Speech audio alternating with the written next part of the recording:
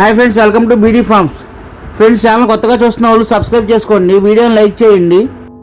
Friends, మన జాతిగోళ్ళు సజ్జు కొడతా ఉంటాయి కదా, ఈ సజ్జు కొట్టినప్పుడు పూర్తిగా ఏక రావాలంటే ఎలాంటి జాగ్రత్తలు తీసుకోవాలి, ఎలాంటి ట్రీట్మెంట్లు చేయాలో ఈ వీడియోలో చూద్దాము. ఈ పుంజ లాస్ట్ సంక్రాంతి విన్నర్ ఇది 20,000కి.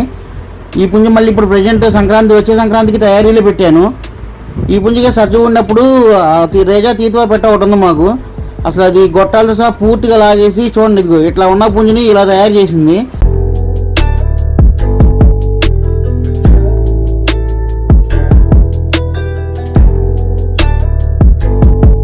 ఈ పుంజి సర్దుకొట్టే టైంలో నేను చేసిన తప్పల్లా ఇది తాడు మీద వేసి వదిలేసాను. దానివల్ల ఇదిగో చూడండి, ఈ తీతువా పెట్టే ఇది రేజా క్రాస్ పెట్ట అనమాట.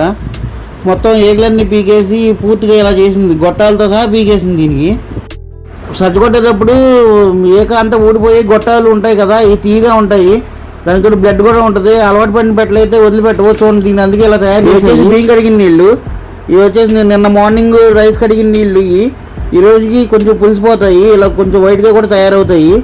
ఈ నీళ్ళు తీసుకుని కోడి సజ్జలో ఉన్న కోడిని పూర్తిగా ఈ నీళ్ళతో కుదిరితే ముంచాలి, లేదంటే ఇలా నాలాగైనా పైనుంచి జగ్గుతో వాటర్ పోసి కోడి పూర్తిగా తెరిసేటట్టన్నా చేయాలి. ఫుల్ సజ్జలో ఉన్నప్పుడు తీసిన వీడియో డిలీట్ అయిపోయింది, అక్కడ మిస్ అయింది.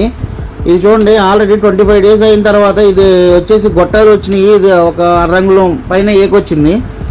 ఇది చూడండి, ఇలా కోడి పూర్తిగా తడిసేటట్టు వాటర్ పోసేయాలి.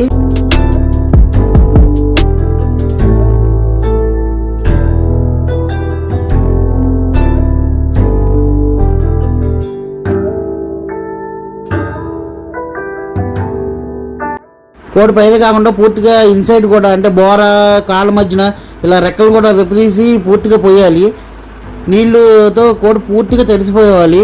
ఇలా చేసిన తర్వాత వెంటనే కోడిని కట్టేయాలి. ఇది ఓన్లీ మార్నింగ్ పూటే చేయాలి, ఎందుకంటే మార్నింగ్ పూట ఎండకి కట్టేయాలి కోడిని.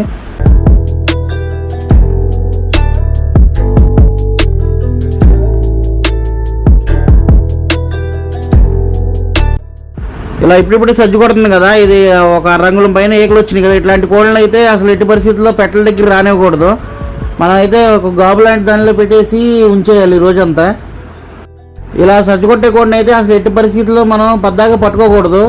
ఓన్లీ 2 daysకో 3 daysకో ఒకసారి మనం వాటర్ పస్తాం కదా, అప్పుడు మాత్రమే పట్టుకోవాలి తప్ప పద్దాగా పట్టుకుంటే వీటికి బాడీ పెయిన్స్ వస్తాయి, కోడి చాలా అన్కంఫర్టబుల్గా ఫీల్ అవుద్ది. అదికాక కోడి కూడా సజ్జు కొట్టేటప్పుడు తగ్గిపోద్ది, బాగా డిప్రెషన్లో ఉంటుంది అంటారు. నేనైతే 1.5-2 months వరకు ఇందులోనే ఉంచాను గాబులో. ఈ గాబు జస్ట్ మామూలుగా ఉండేది ఇదివరకు. దీనికైతే చుట్టూతా క్లాత్ లాగా కట్టాము, ఎందుకంటే హీట్గా ఉంటే తొందరగా సజ్జ వస్తుందంట. మామూలుగా అయితే షెడ్కి కట్టమంటారు, మనకైతే అంత లేదు కాబట్టి జస్ట్ గాబుకి పెట్టాము. ఇక మేత అందివ్వడం కానీ వాటర్ పెట్టడం కానీ మొత్తం అందులోనే. అసలు ఆ పెట్ట చూసారా, రేజా పెట్ట, దీని చుట్టూ తిరుగుతూనే ఉంటుంది ఎప్పుడు ఏకలు లాగడానికి.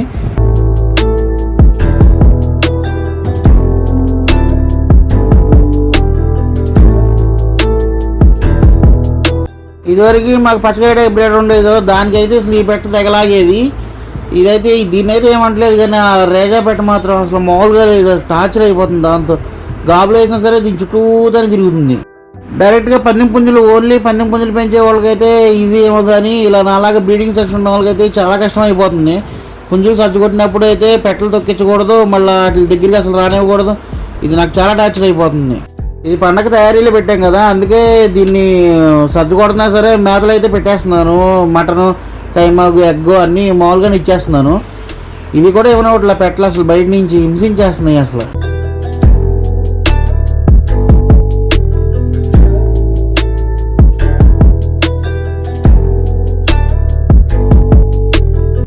ఇలా ఒక అంగుళం ఏకొచ్చిన కోడిపుంజులుగా అయితే మనం డైలీ తుంపర్లు కొడతారు కదా, అవి వచ్చిన వాళ్ళు అయితే అది కొట్టుకోవచ్చు. డైలీ 2 daysకో 3 daysకో ఒకసారి బియ్యం కడిగిన నీళ్ళు మాత్రం ఖచ్చితంగా పోసుకుంటూ ఉంటే ఏకైతే పూర్తిగా వస్తుంది. కొన్ని నాటికి అయితే అక్కడ కొన్ని చోట్ల ఏక రాదు, అలాంటి తేడాలు ఉండవు. ఇదైతే చక్కగా నీట్గా వస్తుంది, ఫుల్ ఫ్లెడ్జ్గా పుంజు మొత్తం నీట్గా తయారవుతుంది. కొందరైతే బియ్యం కడిగిన నీళ్ళు కాకుండా గంజి కూడా పోస్తారు, అంటే బాగా చిక్కగా ఉండాలి. నిన్నటి గంజి వాళ్ళకి బాగా చిక్కబడిపోతుంది కదా, ఆ గంజి కూడా కోడి తీసుకుని ఒళ్ళంతా పూసేస్తారు. అలా కూడా చేసుకోవచ్చు. ఎలా చేసినా ఏకలు సరిగ్గా వచ్చేటట్టు చూసుకోవాలి. ఎప్పటికప్పుడే కోడి పరిస్థితిని ఎప్పటికప్పుడు గమనిస్తూ ఉండాలి, అది ఊరికినే సిక్ అయిపోద్ది.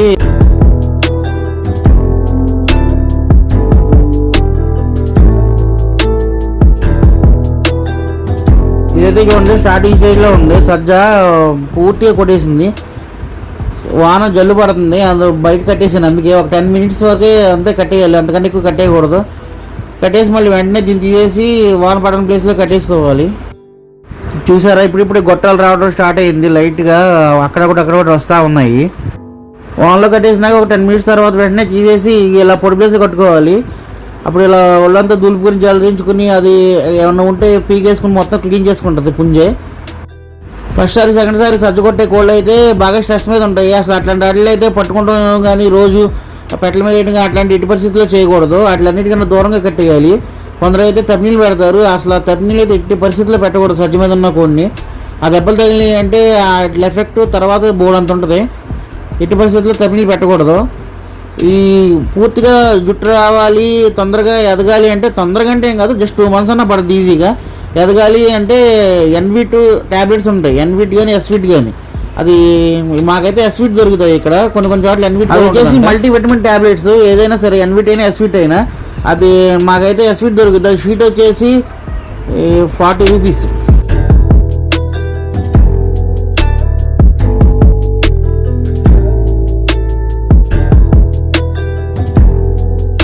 సజ్జ మీద ఉన్నప్పుడు మెయిన్ వేయాల్సిన ట్యాబ్లెట్లు వచ్చేసి ఎస్విట్ ట్యాబ్లెట్స్ ఒకటి, ఇది నిరోబిన్ 4 tablets ఉంటాయి కదా, అవి 1 week 10 daysకి ఒకసారి ఒక ట్యాబ్లెట్ వేసుకుంటే సరిపోతుంది. ఎందుకంటే పెయిన్స్ ఉన్నా తగ్గుద్ది. నిరోబిన్ ఇంజక్షన్లు ఉంటాయి, ఎట్టి పరిస్థితులు ఇంజక్షన్లు అయితే వాడొద్దు, అసలే బాడీ అంతా పెయిన్ఫుల్గా ఉంటుంది కదా, ఓన్లీ ట్యాబ్లెట్స్ యూజ్ చేసుకోవాలి. లేదు ఇది కాకుండా ఇంకో ఆల్టర్నేటివ్ ఏమన్నా ఉందంటే కస్తూరి మాత్రలు అంటారు, ఐడియా ఉంటుంది కదా, మామూలుగా మెడికల్ షాప్లో దొరుకుతాయి. అది జస్ట్ 15 rupees. అది కస్తూరి మాత్రలు యూజ్ చేస్తారు ఎక్కువ మంది. అవి కూడా బాడీ పెయిన్స్ కానీ వాతం నొప్పులు ఉంటే కూడా తగ్గిస్తాయి, అదైనా యూజ్ చేసుకోవచ్చు.